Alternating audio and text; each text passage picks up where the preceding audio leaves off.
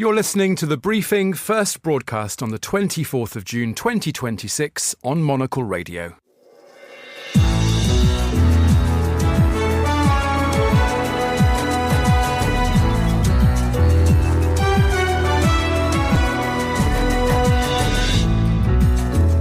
Hello and a very warm welcome to The Briefing, broadcasting live from Studio 1 here at Midori House in London. I'm Thomas Waterhouse. Coming up on today's programme, as the war hits closer to home, more and more Russians face problems at the pumping station. Julia Jen is here to tell us more. Yes, Thomas. Well, Ukraine is ramping up its drone strikes on Russia's oil and gas facilities, and the latest hits were recorded overnight on a Russian region bordering Kazakhstan. More on that coming up in just a second. From Lanvin to Le Maire and from Ami to Acne, we dive into Paris's Men's Fashion Week in a city where both the looks and the venues are hotter than ever. And as our quality of life issue hits newsstands near you today, we look at one 18th century iron introduction which has truly lit up Lisbon. All that right here on The Briefing with me, Thomas Waterhouse.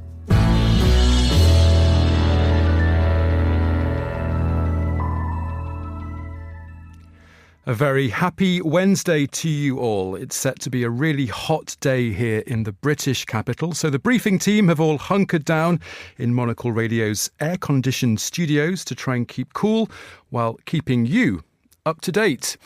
We begin today's show in Russia, where authorities appear to be pulling out the stops to stop one key and apparently limited resource from trickling away. In recent weeks, Ukraine has succeeded in damaging the country's oil refining capabilities after a string of intense long-range drone strikes, sparking a ban on certain fuel exports, as well as fuel shortages, a hike in fuel prices, and huge queues at filling stations. It's been reported this Wednesday that a key refinery in the southern outskirts of Moscow, which was hit twice this month, will now remain offline for at least 6 months. Julia Jen, Monocle writer and researcher, is with me here in the studio to discuss this further. Good afternoon to you, Julia. Good afternoon. First of all, how deep does this fuel crisis go? Just what has been affected, and are there certain areas that are more impacted than others? Yes, so if we start with Crimea, so that's the first sort of chunk of territory that Russia took from Ukraine back in 2014, very symbolic for Ukraine as kind of the place, the roots of all this conflict. Crimea has really borne the brunt of this fuel crisis. So we saw on June the 21st, so that's 3 days ago now, all fuel sales to citizens were suspended. And now we've seen toppling sort of like dominoes, region after region across Russia, and, reaching far into the sort of middle of the country as well. 15 different regions now restricting fuel supply or fuel sales to citizens. And in terms of the strikes, we've seen again from the bordering regions of Ukraine, Russia, and then further into the country. Last night we actually saw, as I mentioned, a region hit that borders Kazakhstan, Orenburg region. So if our listeners want to type that into Google Maps, you will see that that's disconcertingly far deep into Russia. And there Ukraine hit not just a gas processing plant, which can process up to 45 billion cubic of gas every year, but also a helium plant, which is very important in terms of rocket production in Russia. So that tandem of fuel, targeting fuel production, but also the military complex. And this is going to have a trickle-down effect. So we've been seeing that elections in Russia that are meant to be happening in September, they are potentially going to be postponed. We've got reports that Russia is going to start importing fuel from India. That's the kind of latest line that we have. So Russia's sort of military complex, its citizens' lives, and actually its international relations with other countries, important allies like India, are really going to be affected by all of this. Julia, we've had a few comments coming from the Kremlin about this over the last 24 hours. We've heard, of course, from Vladimir Putin. We've heard from the country's deputy prime minister. How is the government framing this crisis? It's all about the battlefield, I think. And actually, interesting, both Ukraine and Russia are talking about this. So, of course, when Russia strikes in Ukraine, also the authorities talk about the battlefield. Neither side can win on the battlefield, so they have to deploy this different strategy of striking deep within each other's countries. So when Russia strikes within Ukraine, we see them going for really the soul of the nation. So it's cultural institutions. We saw the cathedral being damaged, ordinary civilian homes, but also sort of obliterating kind of places that people can go and enjoy their lives, sort of cafe complexes or museums. Then here in Russia, we've seen that Putin is saying, well, Ukraine can't win on the battlefield, so they're going after our sort of energy complex. But the thing is, I guess when Ukraine is doing that, and Ukraine has been very explicit about that, they're really targeting the military complex, the kind of the whole structure of machinery that allows the Russian war machine to keep going. So its ability to earn money from exporting oil and gas, its ability to actually create weapons. And we know that that weapon production has been affected, and it is affecting how many weapons can just turn up straight off the factory line, because we know that that's what's happening. You know, they'll create a rocket and then it will be sent straight to the front line to be deployed there. And so I guess that's how Putin wants to frame this in his comments when he was talking about, you know, the situation at the front line is deteriorating rapidly for the Kyiv regime, he said. And so they want to go after our energy complex. And so he is acknowledging that. But I guess spinning it in the same way that the Ukrainians are spinning it, perhaps he's trying to win that sympathy and favour from the Russian public. Russian authorities have, of course, announced a string of different measures, from banning jet fuel exports to limiting supplies at petrol stations, as we've been talking about. If you put all these measures into one basket, collectively, will they work for Russia? So interestingly, there was an interview with an energy expert from within Russia on Radio Liberty, one of the kind of few remaining sort of independent voices about what's going on in domestic affairs within Russia. And he was talking about the Russian authorities had really missed an opportunity to create reserves of their fuel within the far east of the country. That's somewhere Ukraine can't reach right now. So we're talking about the bordering regions and we're talking about the middle regions of Russia. But then, of course, Russia has this incredible swathe of territory, which is at the moment impenetrable to Ukrainian drones. Of course, we can't predict what will happen in the future, but really we're talking a very long way away. He said that the Russian authorities in the last 3 years, because this crisis hasn't happened out of nowhere, we have seen Ukraine developing this strategy of long-range strikes on fuel facilities over the last 3 years. And really, it's ramped up in the last 2 weeks. They haven't been able to reach there. So he was saying, well, why haven't the authorities talked about transferring that, creating that reserve of safe fuel where, you know, you can draw from in the event of a crisis? They missed that opportunity. He was talking about how, you know, the 15 regions that have now restricted, and we're not talking about Crimea. I mean, Crimea is a whole different situation. We've got public transport down there. Kindergartens are closing. Parents have been told to keep their children at home. That's a completely different situation and quite dire. But within Russia itself, mainland Russia itself, we have this situation where it's a regional crisis. Different people living in different regions of Russia are feeling this in different ways. And if that oil reserve and gas reserve kind of facilities had been used in the Far East, that would really ease the pressure. But now that Russia has to spend money on actually importing fuel for its own citizens to be able to just move around the country and even just have a summer holiday this summer, not talking about logistics and military transport, then that would have eased the situation. But right now, really, things hang on a knife edge. Julia, if we think about other parts of the world, fuel shortages elsewhere might have led to some, you know, huge public backlash, criticism of authorities and the energy sector, maybe street protests, maybe calls on the government to backtrack, reverse, maybe even calls on the government to stand down. That isn't going to happen in Russia, is it? I think no. One thing that analysts are really going to be looking at instead of that, which is we know that the Russian public has a very, very high pain threshold. It's sort of ingrained in their national mentality. You just think back to the Second World War, how much pain was kind of felt there and how little sort of resistance we saw. Of course, also the Russian public are kept under incredibly tight rule. what one thing analysts are going to be looking at instead is actually the September mobilization program. So this was meant to happen after the elections, which now potentially will be pushed back. So we're not sure how that will affect the mobilization drive. Of course, it's not being called a mobilization drive, but really with the Russian army under strain because of this fuel crisis, because of these long-range strikes on logistics, communication, military complexes within Russia, that mobilization drive will really be another spark which we have seen cause before in the last few years, protests, mass protests across Russia. So the only time we've really seen that public anger really coming out onto the streets is when these men have been dragged off quite dramatically off the streets. And so September might be that sparking point, which is, again, actually when we saw protests in the last few years as well. It's been around September time, that mobilization drive. So with that really intense pressure on the army, the ability to not really be able to manufacture weapons as fast and as efficiently as before, we might start to see that crack, that strain on Russian society around that time. And I think that's when people will really be looking out for it. OK, Julia, thank you very much. That was Julia Jen, Monocle writer and researcher.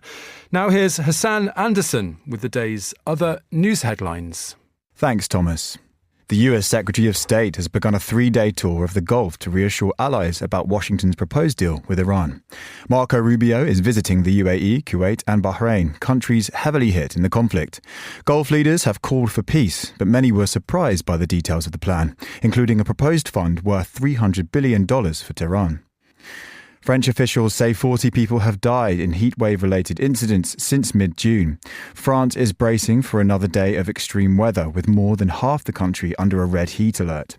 Governments across Western Europe have introduced emergency measures. In the UK, more than 1,000 schools have shut or are closing early. And a witch doctor in Ghana has attracted attention from football fans after claiming he placed a curse on England captain Harry Kane. England were held to a goalless draw against Ghana in their latest World Cup match. The curse claims are unverified, although reports suggest it has since been lifted. Those are the day's headlines. Back to you, Thomas. Thanks very much, Hassan. To the City of Light now, which this week might as well be referred to as the City of Heat, as we just heard in those headlines. Paris is sweltering in an extreme heat wave at the moment, with the National Weather Service, Météo France, saying yesterday's daylight hours were the hottest since records began in the late 1940s. So you'll be forgiven for thinking that it's hardly the best time to try and be chic. But the show must go on, and Paris's Men's Fashion Week is well underway, and it's an event that Grace Charlton, our associate editor for design and fashion, is covering for us, and she joins us now from central Paris. Good afternoon to you, Grace. Bonjour, Thomas. Yes, it is hot. It's currently 35 degrees in the shade. How are you coping, Grace? What are you doing to keep cool? I've got one of those little, abject electric fans that is holding on for dear life. I also have, one of those water vaporizers that they sell in French pharmacies. I'm also wearing a lot of linen and not much else. So those are top tips for staying chic in a heat wave.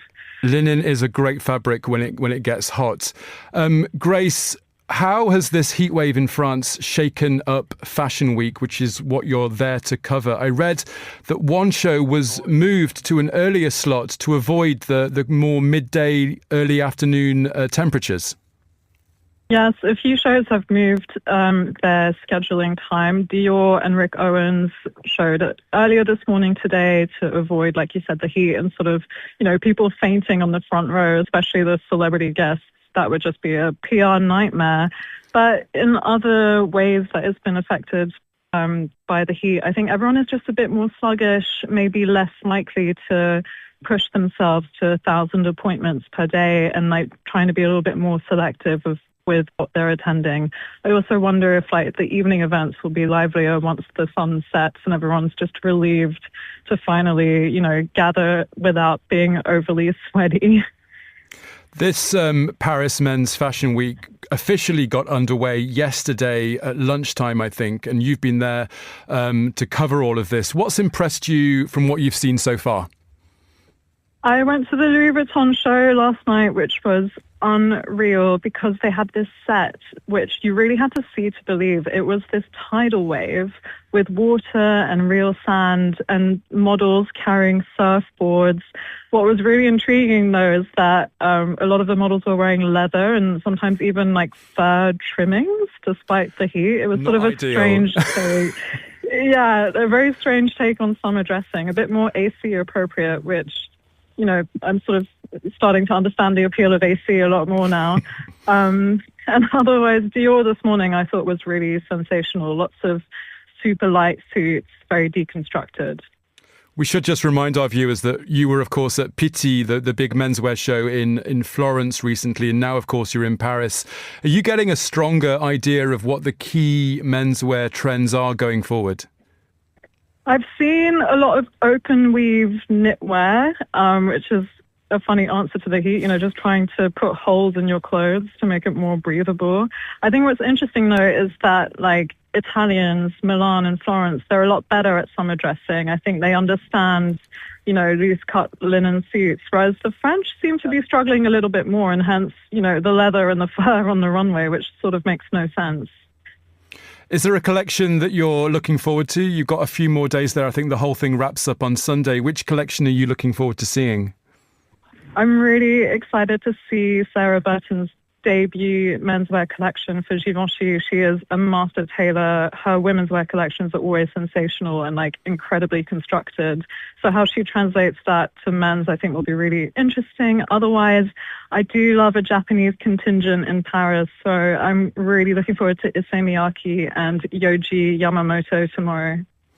Grace, I should just mention that I have some insider knowledge for our listeners, and that's that the annual summer sales get underway across France today. Will you have any time to try and get a bargain?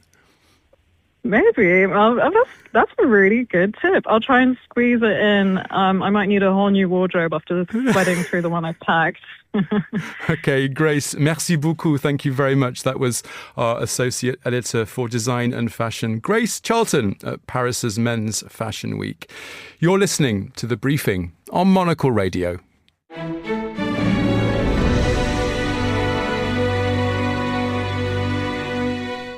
You're back with The Briefing on Monocle Radio.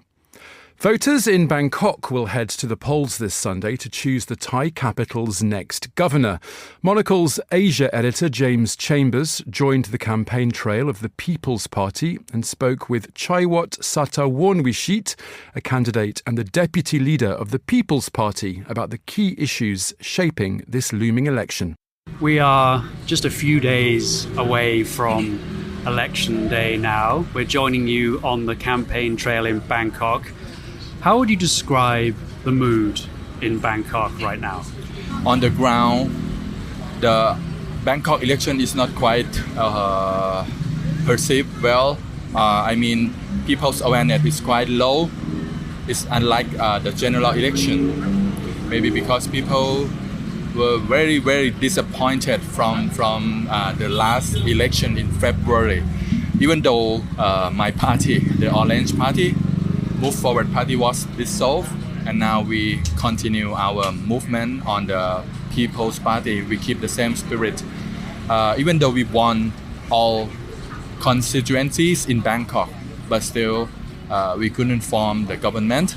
And the election last time was a lot of irregularities, a lot of fraud, to say. But that make people quite disappointed and feel hopeless about politics. They don't trust if the politics can bring real change to their life, or can the election can bring better life to their families. So that's why I decided to run for this campaign, because I want Bangkokians to see that the change can come. If People's Party can get the even local government for Bangkok, we can bring real change to people. You mentioned the general election earlier this year, and that was very much a contest based on ideology. It was the progressives versus the establishment, the blues versus the oranges. This contest, this election, for the Bangkok governorship is very different. I mean, you're going up against the incumbent governor, who is independent. He's also quite progressive. He's very popular. How would you frame the choice that voters face on Sunday between you, Chaiwat, and the incumbent, Chachat? Yeah, we know very well that the incumbent, Chachat, is very popular. But what we would like to offer to Bangkok people is a look at their life. It's still a lot of difficult thing. Because I was born here, I grew up here. I know a lot of chronic problem that Bangkokians suffer since they were born. So I think we still keep seeing the same problem. It might be getting better, but only a little bit. We still keep seeing the same problem: traffic, flooding, every time. And I think with those resources, those budget, and a lot of human resources the Bangkok Metropolitan Administration have, we should have ended those problems by now, by the governor who really determined to end the problem. We have the problem about garbage facilities in Onut. 400,000 people suffer from the stinky smell around the garbage facility, but the current, the incumbent government, Chachat, he wouldn't solve that. He want to wait until the contract ended. But if it were me, I will suddenly terminate the contract and stop the garbage facility, and we can manage those garbage elsewhere. We have other facilities to do that. That is the different mindset to solve the problem. I would end the problem and have it solved, and the suffer of the people. We've seen mayors and governors around the world become a lot more high profile and become international global leaders. I mean, how would you describe the profile of the Bangkok governor? I mean, what kind of powers does the leader of this city have compared to other major capitals like Tokyo or New York or London or Paris? Well, Bangkok people want to see the governor as someone who is very close to them, down to the street, and we like to see them everywhere when the problem is. We have just a recent accident, like the cross section between the train and the road. The train accident hit into a bus, something like that.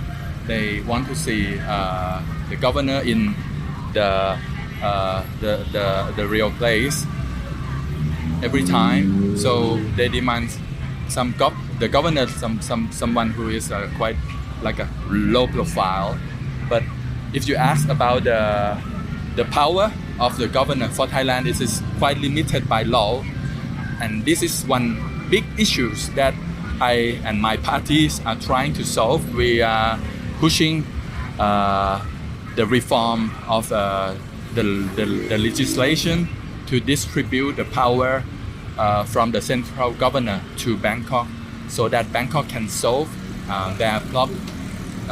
Bangkok's people problem directly and easier, like something like public transportation. Right now, Bangkok Metropolitan cannot decide the route for the bus itself.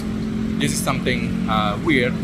The city should be able to solve their people's the services, public services like this, garbage management.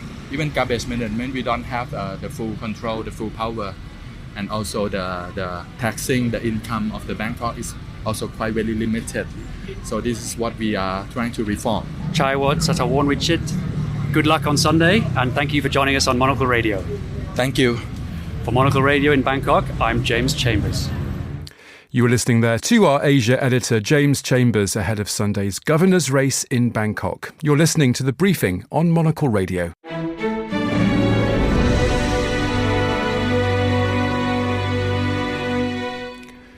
It's release day for our bumper July and August issue, which is now available for you all to purchase and peruse across the summer.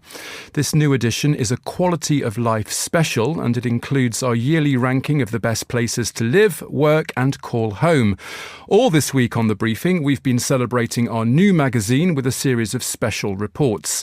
Today, Monocle's senior foreign correspondent Charlton Rebello takes us to southern Europe to shed some light on a particular kind of Lisbon light show. Lisbon has always been a city kissed by the sun. Be it summer or spring, there's an enduring light to its cityscape, and very few things beat watching a pink sunset by the river Tejo.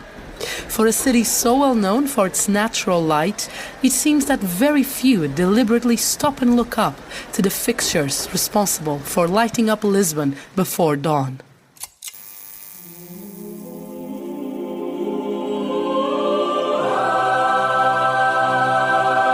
You see, the Portuguese capital is going through an enormous transformation at the moment. It has learned to embrace its culture, and in the process has made thousands of people from all over the world to fall in love with it. But with a quick look through the city's past, there's no doubt there was a pivotal moment that truly steered that Lisbon into the path towards the one we know today. Let's go back to a winter evening on the 17th of December of 1780. In the center of Lisbon, the king, queen and its court are all gathered around, waiting for night to fall. Today, read the papers, today is the day that the first public light will illuminate Lisbon. Made of cast iron, most of the lamps were introduced during that Pombaline period, and from that day in December onwards, the city was now open at night too. The second phase of this revolution came in October 1878, when King Louis I gave 6 electrical lamps to the city hall to be installed in the city's main streets. This meant that now not only did businesses stay open until late, but people started to venture out of their homes after dinner too.